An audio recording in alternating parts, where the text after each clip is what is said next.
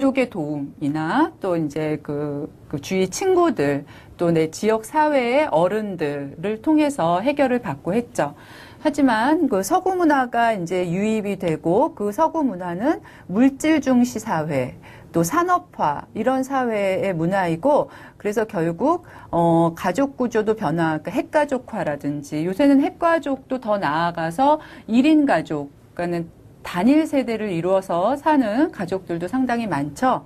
가족이라고 할 수 없지만 어쨌든 세대를 구성하고 있기 때문에 그 다음에 이제 뭐, 그로 인해서 이제 어떤 개인주의나 이기주의가 이제 팽배해지다 보니까, 심리적인 문제가 사실 이제 예전보다 훨씬 더 심화되고, 또 그러한 심리적인 문제를, 적절히 해결할 수 있고, 또 이제 풀 수 있는 기회가, 점점 적어지는 그러한 영향이 많게 됩니다. 그럼 다음으로 이제 우리가 이제 먼저 어떤 전문적인 훈련을 받은 상담자가 되기 이전에 내담자는 어떤 사람인가를 한번 살펴볼 수 있죠.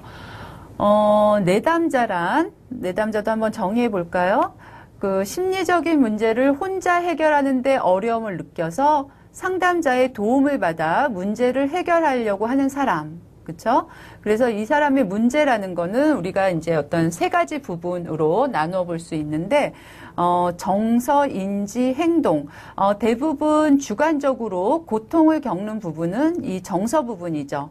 우울이나 분노, 또 뭐 좌절, 불안 같은 부정적인 정서는 상당히 사람들에게 고통과 또 그것을 좀 벗어나고 해결하고자 하는 이제 큰 동기가 됩니다.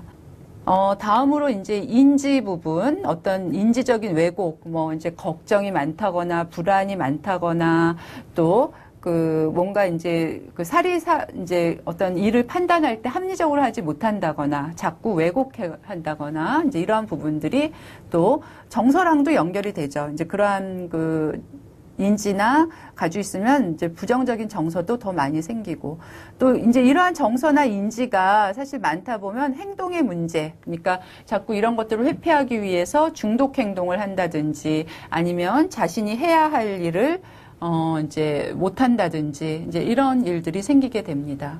그래서 우리가 이제 심리 상담을 통해서 해결하고자 하는 내담자의 문제는 크게 정서적인 부분, 인지적인 부분, 행동적인 부분 이렇게 세 가지로 나누어 볼 수 있고요. 사실 좀 뭐랄까 이제 어떤 편의적인 분류이긴 하지만 사람의 문제, 인간의 문제를 이제 굳이 구분하자면 이 세 가지로 이제 꼭 문제가 아니라 뭐 인간의 측면, 이 세 가지 부분으로 이제 귀결이 됩니다.